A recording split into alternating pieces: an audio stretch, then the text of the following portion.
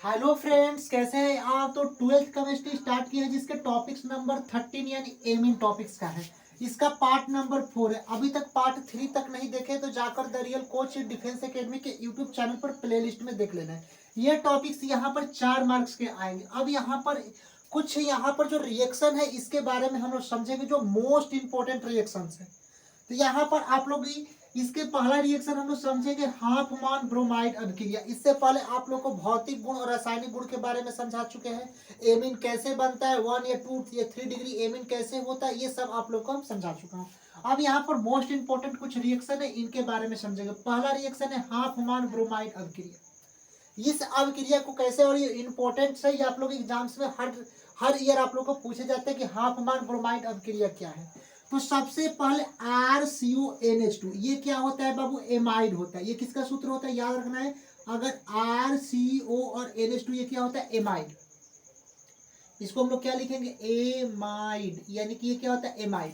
यानी RCONH2 को क्या बोलते हैं, तो एमाइड बोलते हैं। कि जब एमाइड की अभिक्रिया Br2 ब्रोमाइड के साथ और सोडियम हाइड्रोक्साइड के साथ कराई जाती है तो एमीन प्राप्त होता है। क्या प्राप्त होता है बाबू, एमीन प्राप्त होता है। कब, यहाँ पर समझिएगा कि जब RCONH2 जिसको हम लोग एमाइड कहते हैं और एमाइड की अभिक्रिया Br2 यानी ब्रोमाइड के साथ सोडियम हाइड्रोक्साइड के साथ कराई जाती है, यानी किसी क्षार के साथ कराई जाती है, तो बाबू हम लोग को क्या प्राप्त होता है, एमीन प्राप्त होता है। अब यहाँ पर समझिएगा कि एमीन के सूत्र क्या होता है, तो कल भी आप लोग को बताए थे इसके पार्ट 3 में कि RNH2 ये क्या होता है बाबू, NH2, यानी कि ये एमीन होता है। इसके पहले भी आप लोग को बता चुका हूँ। तो यहाँ पर देखिए ये R है और NH2 है, तो ये हम लोग को क्या प्राप्त हो गया, एमीन प्राप्त हो गया। तो ये वाले बक्स हम लोग को कंप्लीट हो गया, R और NH2। तो हम लोग क्या करेंगे, इसको NH2 यानी एमीन प्राप्त कर लिए। RNH2 क्या होता है, एमीन होता है। अब इसको हम लोग को बचता क्या है बाबू, जो CO बचेगा, Br2 बचेगा और 4NaOH बचेगा। क्या बचेगा, 4NaOH बचेगा। तो अब यहाँ पर हम लोग क्या काम करेंगे, यहाँ पर समझिएगा। Br2 यानी ब्रोमीन 2 गो, यानी कि Br2 मतलब क्या हो गया, 2Br यानी कि 2 गो ब्रोमीन। और यहाँ पर समझिएगा ब्रोमीन तो पूरा हो गया। यहाँ पर देखिए 4NaOH है, 4NaOH है। यहाँ पर देखिए 4Na लिख देंगे और यहाँ पर 4 क्या लिख देंगे, OH यहाँ पर यहाँ तक लिख दिए, 4Na प्लस 4OH। तो हम लोग को पहले तो 2Br तो था, तो 2Br ले लिए, ठीक है। अब यहाँ पर देखिए कि ये वाला जो फंक्शन 4NaOH था, तो बाबू ये 4NaOH यहाँ पर लिख दिया, 4Na और 4OH कंप्लीट हो गया। अब ये 4Na में से 2Na ले लेते हैं, यानी कि 4Na है तो इसमें 2Na ले लेंगे, तो क्या बचेगा, केवल 2 बचेगा, 2Na। और यहाँ पर ये 2Na यहाँ पर हम लोग लिख देते हैं, ठीक है। तो बचेगा क्या, ये 2Br और 2Na, इसको पूरा फाइनली लिखेंगे तो क्या लिखेंगे, 2NaBr लिख देंगे। यहाँ पर क्या लिख देंगे, वो 2NaBr लिख देंगे। तो ये 2Na और 2Br क्या हो जाएगा, 2NaBr, जिसको सोडियम ब्रोमाइड कहा जाता है। अब हमारे पास बचता क्या है, ये हमारे पास देखिएगा 2NaBr हो गया। अब इसके पास हम लोग के पास बचता क्या है बाबू, यहाँ पर 2Na बचेगा, 4OH बचेगा, और यहाँ पर एक जो CO है, तो यहाँ पर हम लोग क्या लिख दिए, CO लिख दिए, ठीक है, CO लिख दिए, CO। अब हम लोग ये करेंगे कि 2Na को क्या लिख सकते हैं, 2Na को बाबू हम लिख सकते हैं Na2, तो यहाँ पर Na2 लिख देंगे 2Na को, यानी Na2 लिखेंगे। आ रहा है समझ में। उसके बाद देखिए कार्बन कितना है, C है, तो यहाँ पर C लिख दिए। उसके बाद ये तो कार्बन का कंप्लीट हो गया। अब देखिए कि O3 लेना है, ऑक्सीजन कितना लेना है बाबू, 3। तो एक ऑक्सीजन ये है, और O में से यहाँ पर ऑक्सीजन 2 लेंगे, तो 2 1 3 क्या हो गया, Na2CO3 हो जाएगा। अब यहाँ पर ऑक्सीजन कितना बचेगा, अब बचेगा केवल ऑक्सीजन बाबू O2 बचेगा, यानी O2 बच जाएगा। और हाइड्रोजन कितना है, H4 बच जाएगा, 4H था। तो यहाँ पर हम लोग क्या लिख देंगे, Na2CO3। तो Na2CO3 जिसको सोडियम कार्बोनेट प्राप्त हो गया। अब बचता क्या है, O2 बचेगा केवल और H4 बचेगा। तो H4 को हम लोग क्या लिख सकते हैं, अगर बाबू H4 है तो इसको हम लिख सकते हैं 2H2, ठीक। तो यहाँ पर 2H2 हम लोग लिख दिए। और ऑक्सीजन अब बचता है O2, यानी 2 ऑक्सीजन बचता है, तो यहाँ पर ऑक्सीजन यानी 2 से गुणा करा देंगे, यानी 2 ऑक्सीजन हो गया, तो 2H2O हो गया। तो ये हम लोग को हाफ मैन ब्रोमाइड अभिक्रिया क्या होगी, बैलेंस होगी। आ रहा है समझ में, थोड़ा देख ले यहाँ पर फिगर ऊपर। हाँ, तो ये पूरा आप लोग को रिएक्शन समझ में आया, कैसे ये हाफ मैन ब्रोमाइड अभिक्रिया, कि जब हम लोग ये RCONH2 क्या होता है, एमाइड की अभिक्रिया ब्रोमाइड से कराई जाती है Br2, इसीलिए इसको ब्रोमाइड कहा जाता है। किसके 4NOH से, यानी सोडियम हाइड्रोक्साइड से कराई जाती है। 4NOH से किए तो ये हम लोग को क्या प्राप्त हो गया बाबू, यहाँ पर RNH2 एमिन प्राप्त हो गया। उसके बाद सोडियम बाइकार्बोनेट और 2NOBr जिसके सोडियम ब्रोमाइड और 2H2 यानी कि जल हम लोग को प्राप्त हो गया। अब यहाँ पर दूसरा नंबर यहाँ पर समझिएगा, ये सारे जो रिएक्शन है बाबू बहुत ही इंपॉर्टेंट रिएक्शंस है, समझ जाइएगा। अब आते हैं नाइट्राइल के अवकरण से। नाइट्राइल के अवकरण से, नाइट्राइल के सूत्र क्या होता है यहाँ पर आप लोग समझिएगा। नाइट्राइल जब बात करता है तो यहाँ पर R single bound C triple bound N, ये क्या होता है बाबू, नाइट्राइल होता है। R single bound C triple bound N, जिसको हम लोग क्या बोलते हैं, नाइट्राइल बोलते हैं। और कभी भी चीज अवकरण की बात करती है, अवकरण की बात होती है तो प्लस में H2 लगा दिया जाता है। अगर अवकरण की बात होती है, ऑक्सीकरण की बात होती है तो O2 लगाते हैं, लेकिन अगर यहाँ पर अवकरण की बात होती है तो H2। तो यही होता है कि जब नाइट्राइल की अभिक्रिया RC ट्रिपल बाउंड A के अवकरण H2 से कराया जाता है, किसके उपस्थिति में, तो lithium aluminium AH4 hydride, lithium aluminium hydride की उपस्थिति में होता है, तो हम लोग को बाबू क्या प्राप्त होता है, एमीन प्राप्त होता है। अब यहाँ पर समझिएगा, यहाँ पर R है तो R लिख दिए, ये सिंगल बाउंड और यहाँ पर C और यहाँ पर 2H2 के मतलब क्या हो गया, H4 हो गया। 2H2 मतलब इसको दो दूनी का कितना आ जाएगा, H4 हो जाएगा, 4 हो जाएगा। तो यहाँ पर हम तो बाबू R लिख दिए और यहाँ पर डैश CH2, यहाँ पर C लिख दिए। अब H2 मतलब क्या हो गया, हाइड्रोजन 2 ले लिए तो CH2 हो गया। अब बचता क्या, अगर 4 हाइड्रोजन में से 2 ले लिए तो यहाँ पर बचेगा 2 ही, तो CH2 और फिर ये N हो गया, 2 हाइड्रोजन ले लिए तो NH2 हो जाएगा। ये क्या हो जाएगा, बैलेंस इक्वेशन भी हो जाएंगे और हम लोग को एमीन प्राप्त हो जाएगा। आ रहा है समझ में कि एक बार फिर से समझा, एक बार फिर से समझिएगा कि जब हम लोग को नाइट्राइल से R single bound C triple bound N का जब अवकरण कराया जाता है लिथियम एल्युमिनियम हाइड्राइड के उपस्थिति में, तो हम लोग को बाबू एमीन प्राप्त होता है। एमीन के सूत्र RNH2 होता है। तो यहाँ पर हम लोग क्या लिखेंगे, R क्या हो गया, R लिख दिए। अब हमको बचता है C, तो C लिख दिए। यहाँ पर 2H2 मतलब हाइड्रोजन कितना है, 4 है, तो 2 हाइड्रोजन ले लेंगे, तो 4 हाइड्रोजन 2 लेंगे तो यहाँ पर क्या बचेगा, CH2 हो जाएगा, बचेगा 2 हाइड्रोजन इसमें से। पहले H4 था कि 2 दूनी के 4 H4 था, तो 2 हाइड्रोजन ले ली तो बचेगा 2 ही ना, तो यहाँ पर RCH2 हो गया, तो 2 हाइड्रोजन इसमें और N, तो बचेगा क्या, NH2, जिसको हम लोग एमीन यहाँ पर प्राप्त कर लिए। अब यहाँ पर तीसरा नंबर इसके हम समझेंगे। तीसरा नंबर ये आप लोगों को क्या है, सारे रिएक्शन अभिक्रिया है, मोस्ट इंपोर्टेंट अभिक्रिया है। तीसरा है एल्कोहल तथा अमोनिया से। देखिए फॉर्मूला कुछ तो याद आपको होना चाहिए। एल्कोहल का सूत्र क्या होता है, R का मतलब एल्काइल ग्रुप और OH मतलब एल्कोहल। तो ROH अगर जहां पर दिखाई दिया जाए उसको हम लोग क्या बोलते हैं बाबू, एल्कोहल बोलते हैं। जैसे एक चीज होता है कि यहाँ पर CH3 और OH, इसको हम लोग क्या बोलेंगे, CH3 को मिथाइल बोलते हैं और OH को एल्कोहल, मिथाइल एल्कोहल। और इसके IUPAC नेम जोड़ेंगे, CH3OH को क्या बोलते हैं, वो मिथाइल एल्कोहल बोलते हैं। लेकिन अगर CH3 सिंपल नाम है मिथाइल एल्कोहल, CH3 को मिथाइल, OH को एल्कोहल, यानी मिथाइल एल्कोहल। लेकिन IUPAC नाम में बोलेंगे तो इसको मेथेन प्लस ऑल, IUPAC नाम में बोलेंगे मेथेन और प्लस में OH के लिए क्या जुड़ता है, ऑल जुड़ता है, तो मेथेनॉल।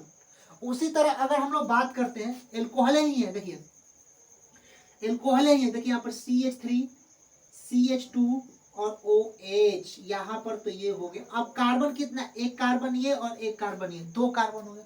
2 कार्बन के लिए क्या बोलते हैं, एथेन बोलते हैं। तो यहाँ पर एथेन अब प्लस में ऑल, एथेनॉल।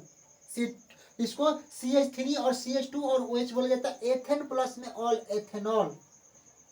या इसी का नाम से हम लोग बोल सकते हैं, यहाँ पर जैसे कि मिथाइल एल्कोहल था तो अब CH3 CH2 और OH बोलेंगे तो 2 कार्बन के लिए एथिल और प्लस एल्कोहल, एथाइल एल्कोहल हो जाता है। और एथाइल एल्कोहल से ही हम लोग को शराब का निर्माण होता है। जो हम लोग मोस्ट इंपोर्टेंट जो शराब पीते हैं तो इसके एथाइल एल्कोहल से ही निर्माण होता है। तो ये तो आप लोग सिंपल समझाने के लिए कि कैसे कैसे एल्कोहल बनते हैं, कैसे एल्कोहल क्या होता है, थोड़ा सा समझिए। अब ROH जहां पर दिखाई दीजिए वो क्या होता है बाबू, एल्कोहल होता है।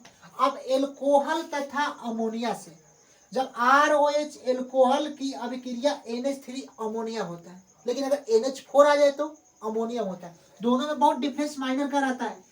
NH3 क्या होता है, अमोनिया का सूत्र होता है, और NH4 अमोनियम का होता है। ये दोनों बाबू बहुत ही डिफरेंस रहता है। NH3 किसका होता है? तो NH3 बाबू होता है अमोनिया का, और NH4 किसका होता है? अमोनियम का होता है। तो यहाँ पर दिया है कि जब एल्कोहल ROH की अभिक्रिया NH3 अमोनिया के साथ कराई जाती है तो एनिलीन प्राप्त होता है। सॉरी, एनिलीन नहीं, जब एल्कोहल की अभिक्रिया अमोनिया के साथ कराई जाती है तो एमीन प्राप्त होता है। क्या प्राप्त होता है? एमीन। जैसे देखिए यहाँ पर ये R हो गया, तो यहाँ पर हम लोग R लिख दिए, तो R यहाँ पर क्या हो गया? खत्म हो गया, इसको मतलब R यहाँ पर लिख दिए। तो अब यहाँ पर सिंगल बाउंड लिख दिए। अब एक चीज देखिए, NH2 यहाँ पर NH3 है, तो NH2 लेंगे तो केवल इसमें से क्या बचेगा? वो NH2 ले लिए तो एक हाइड्रोजन H बचेगा यहाँ पर, और पहले से ये OH था तो OH और H जोड़ेंगे तो क्या होगा? H2O का निर्माण होगा। तो यहाँ पर जल हो जाएगा। तो यहाँ पर क्या हो गया? RNH2 किसका होता है? एमीन का सूत्र होता है, तो एमीन हम लोग को प्राप्त हो गया, और यहाँ पर H2O, यहाँ पर जल भी कुछ मात्रा में प्राप्त होता है। चौथा नंबर यहाँ पर रिएक्शन समझिए, ये तो एल्कोहल का हो गया। क्लोरामीन तथा गिरगनाट अभिकर्मक से, ये भी इंपॉर्टेंट रिएक्शन है। ये लोग क्या है? इंपॉर्टेंट है। सारे जो इंपॉर्टेंट रिएक्शन है इसको हम समझा रहे हैं। क्लोरामीन रिएक्शन, यहाँ पर रिएक्शन मतलब समीकरण होता है, तो यहाँ पर समझिएगा क्लोरामीन तथा गिरगनाट अभिकर्मक से। गिरगनाट अभिकर्मक मतलब क्या होता है? RMgX। गिरगनाट अभिकर्मक को हम लोग को पहले से पता है कि अगर गिरगनाट अभिकर्मक की बाबू बात करता है तो इसका क्या होता है? RMg और X होता है। ये गिरगनाट अभिकर्मक होता है, जिसको हम लोग को एल्काइल मैग्नीशियम X को क्या बोलते हैं? हैलाइड बोलते हैं। बात थोड़ा सा समझिएगा, देखिए गंभीर बात है कि RMgX जो गिरगनाट अभिकर्मक कहा जाता है, थोड़ा देखिए, थोड़ा कंसेप्ट समझिएगा, पूरा क्लियर हो जाएगा। 4 नंबर पॉकेट में आपका हो जाएगा, ये 100% समझिएगा। क्लोरामीन तथा गिरगनाट अभिकर्मक, अगर हम लोग बात करते हैं बाबू गिरगनाट अभिकर्मक की, ये आप लोग समझिएगा, ये इंपॉर्टेंट रिएक्शंस है। गिरगनाट अभिकर्मक का सूत्र क्या होता है? RMg और X होता है, ये समझिएगा। गिरगनाट अभिकर्मक का सूत्र क्या होता है? RMgX। R का मतलब क्या होता है? एल्काइल ग्रुप होता है, और Mg का मतलब क्या होता है? मैग्नीशियम, और X का मतलब क्या होता है? हैलाइड होता है। यानी RMgX की बात करते हैं तो RMg अगर X की बात करते हैं तो R का मतलब क्या होता है? एल्काइल, और Mg के मतलब मैग्नीशियम, और X के मतलब क्या होता है? हैलाइड होता है। यानी कि एल्काइल मैग्नीशियम हैलाइड, यानी गिरगनाट अभिकर्मक अगर कभी भी पूछेगा, इसलिए इसको 2-3 बार हम बोल रहे हैं कि ये रिएक्शन बहुत इंपॉर्टेंट है, बार बार गिरगनाट अभिकर्मक आते हैं। तो गिरगनाट अभिकर्मक क्या होता है? RMgX। अगर R के मतलब एल्काइल, Mg के मतलब मैग्नीशियम, X के मतलब हैलाइड। अगर एल्काइल मैग्नीशियम हैलाइड की बात करें, X क्या होता है? X हैलाइड होता है। हैलाइड के मतलब क्या होता है? वर्ग 17 के एलिमेंट्स, समझ जाइए, वर्ग 17 के एलिमेंट्स में जो भी आ जाए हैलाइड में, जैसे फ्लोरीन आता है वर्ग 17 में, क्लोरीन आता है, ब्रोमीन आता है, आयोडीन आता है, ये सब क्या होता है? वर्ग 17 के एलिमेंट्स, और X को क्या बोलते हैं? हैलाइड बोलते हैं। X के जगह पर एक फ्लोरीन लिख सकते हैं, क्लोरीन लिख सकते हैं, ब्रोमीन लिख सकते हैं, और ये सब लिख सकते हैं। और R का मतलब क्या होता है? वो CH3, ये मिथाइल उथाइल होता है, ये सब क्या होता है? एल्काइल ग्रुप्स के रूप में हम लोग को रहते हैं। तो वही दिया गया है कि गिरगनाट अभिकर्मक से, कि जब क्लोरामिल तथा गिरगनाट अभिकर्मक की अभिक्रिया कराई जाती है तो गिरगनाट अभिकर्मक, अब हम लोग को पता हो गया कि RMgCl। Cl क्या है बाबू? X है। X के क्या लिखेंगे? Cl लिखेंगे, क्योंकि यहाँ पर X क्या होता है? फ्लोरीन होता है, अभी बताए, क्लोरीन होता है, ब्रोमीन होता है, तो वही लिखे R एल्काइल मैग्नीशियम, और हाइलाइट में क्या है? क्लोरीन है, तो क्लोराइड हो जाएगा। ये गिरगनाट अभिकर्मक है, इसकी अभिक्रिया हम लोग क्लोरामीन नाम से जाता है, क्लोराएमीन। तो क्लोराएमीन से कराई जाती है। क्लोरा मतलब क्लोरीन, और एमीन क्या होता है? NH2। ये क्लोराएमीन से रिएक्शन हम लोग कराते हैं तो हम लोग को एमीन प्राप्त होता है। जैसे कि ये R हो गया तो R लिख दिए, फिर ये NH2 तो NH2 लिख दिया। अब बचता क्या है? MgCl ये बच गया, एक Cl ये बच गया, तो MgCl2 हो गया, जिसको हम लोग एमीन प्राप्त होते हैं। और MgCl2 क्या होता है? मैग्नीशियम क्लोराइड, या MgX2 लिखेंगे, MgCl2 लिख सकते हैं, या इसी को हम लोग लिखेंगे MgX2, जिसको मैग्नीशियम X2 का मतलब क्या होता है? हाइलाइड, मैग्नीशियम हाइलाइड होता है। तो ये आप लोग को 4 रिएक्शन यहाँ पर अभी कराए, अभी और 2-4 रिएक्शन से अभी जस्ट हमको करा रहे हैं। अब यहाँ पर देखिए इंपॉर्टेंट कुछ रिएक्शंस है।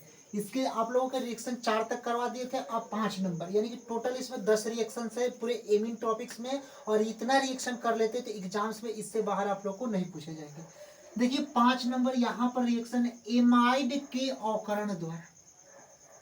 ये क्या है 5 नंबर यहाँ पर समझिएगा, एमाइड के अवकरण द्वारा। एमाइड का सूत्र भी बता दिया हूँ कि R single bound CO single bound NH2 लगा हो तो इसको एमाइड कहते हैं। और अवकरण के मतलब H2, और ऑक्सीकरण बताए थे O2 से अभिक्रिया, और अवकरण के मतलब H2 से रिएक्शन कराते हैं बाबू, तो हम लोगों को क्या प्राप्त होता है, एमीन प्राप्त होता है। जैसे यहाँ पर आप लोग समझिएगा, ये R है तो यहाँ पर R लिख दिए, ये C, यहाँ पर ये C है, और H2 तो यहाँ पर क्या लिख दिए, CH2 लिख दिए। अब बचता क्या, N बचता है, N, तो यहाँ और O बचता है तो N लिख दिया, और H2 लिख दिए तो NH2, और H2 ये इसमें से बचेगा और O ये बचेगा, तो H2 यहाँ पर जल के निर्माण यहाँ पर होगा।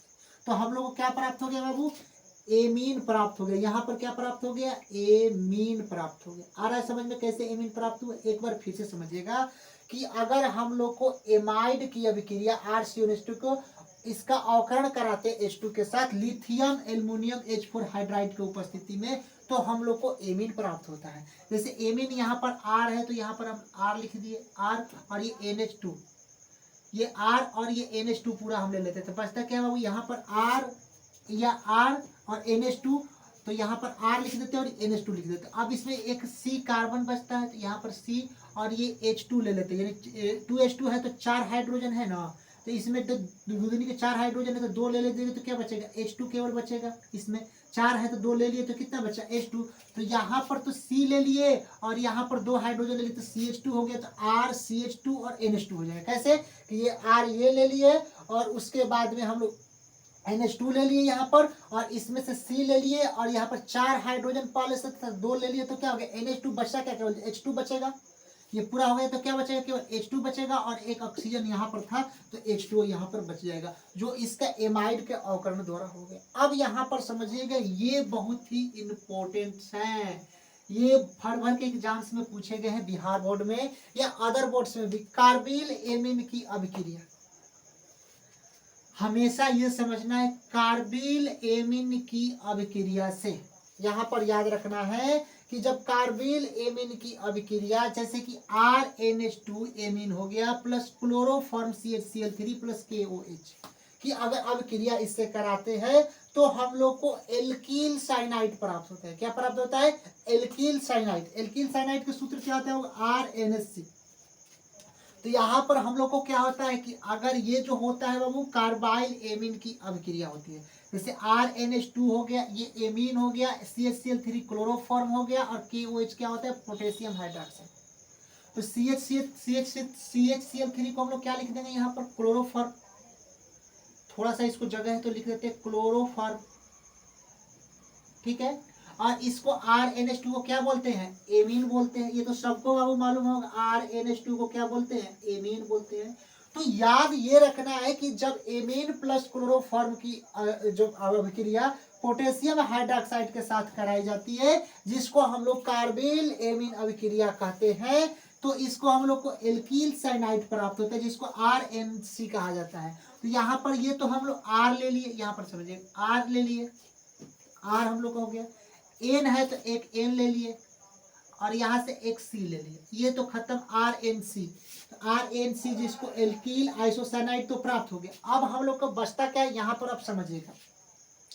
अब हम लोग को ये बात काम करना है कि यहाँ पर देखिए पोटेशियम KOH है, और यहाँ पर ये काम करना है कि इसको रिएक्शन को अब बैलेंस करना है। क्या काम करना है बाबू, अब रिएक्शन को यहाँ पर बैलेंस करना है। तो इसको हम लोग कैसे करेंगे, तो ये हम लोग को पता होगा कि RNC एल्किल आइसोसाइनाइड हो गया। अब यहाँ पर देखिए कि K है और यहाँ पर Cl3 है, यहाँ पर देखिए Cl3, यहाँ पर Cl3 है, और यहाँ पर एक हाइड्रोजन ये और 2 हाइड्रोजन ये, तो यहाँ पर टोटल हाइड्रोजन कितने हो जाएंगे बाबू, 3 हाइड्रोजन हो जाएंगे कि नहीं हो जाएंगे, H2 हो जाएगा ये, और एक हाइड्रोजन ये, यानी कि H3। तो इसको H3 को हम लोग क्या लिख सकते हैं, 3H लिख सकते हैं। और यहाँ पर Cl3 है तो इसको हम लोग क्या लिख सकते हैं, 3Cl लिख सकते हैं। तो इसको हम लोग लिखेंगे 3HCl। क्या लिख देंगे बाबू? 3HCl। तो RCN तो कर दिए, अब यहाँ पर हम लोग लिख देंगे बाबू 3HCl। यहाँ पर हम लोग लिख दिए, यहाँ पर क्या लिख दिए? 3HCl। अब हमारे पास बचता क्या है? तो एक H ये बचता है, यहाँ पर समझिए, एक H ये बचता है और KO ये बचता है, KO ये बचता है, यहाँ पर समझिए, और एक H ये बचता है, जिसको हम लोग क्या बोलते हैं? KOH, potassium hydroxide. यहाँ पर हम लोग लिख देते हैं KOH। तो हम लोग को RNC यहाँ पर प्राप्त हो जाता है, जिसको हम लोग एल्कील आइसोसाइनाइड यहाँ पर कहते हैं। आ गया समझ में? अब यहाँ पर हम लोग लास्ट यहाँ पर चलते हैं, देखिएगा, नाइट्रस अम्ल के साथ अभिक्रिया। नाइट्रस अम्ल के साथ अभिक्रिया की बात करते हैं, तो यहाँ पर समझिएगा, नाइट्रस अम्ल के साथ अगर अभिक्रिया की बात करते हैं तो ये RNH2 क्या होता है बाबू? एमीन होता है। RNH2 क्या होता है? एमीन। तो इसको हम लोग क्या लिखेंगे? एमीन। समझिएगा, RNH2 क्या होता है बाबू? एमीन होता है। जब एमीन को नाइट्रस अम्ल HNO2 द्वारा किया जाता है, HNO2 क्या होता है? नाइट्रस अम्ल होता है। याद रखना, HNO2 क्या होता है? यही HNO2 क्या होता है? वो नाइट्रस अम्ल होता है। तो जब RNH2 एमीन को नाइट्रस अम्ल के साथ अभिक्रिया कराते हैं तो एल्कोहल प्राप्त होता है। क्या प्राप्त होता है? एल्कोहल। तो यहाँ पर एल्कोहल के सूत्र पहले आप लोगों को पता होना चाहिए। ROH क्या होता है बाबू? एल्कोहल होता है। तो यहाँ पर हम लोग तो प्राप्त कर लिए R, तो यहाँ पर ये R है, तो यहाँ पर क्या लिख देंगे बाबू? R लिख देंगे। फिर उसके बाद OH हम लोग को निकालना है। क्या निकालना है? OH।